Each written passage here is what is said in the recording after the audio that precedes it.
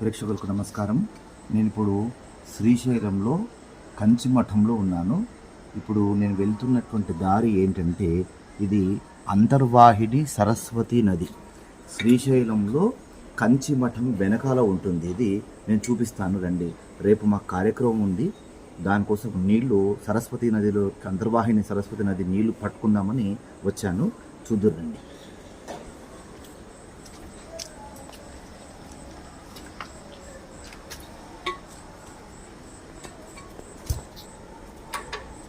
तो सुबह दिखाना दिखाओ राजा, दिख रहा बस इतने ही. एक मिनट, मुझे देखो, मुझे देखो.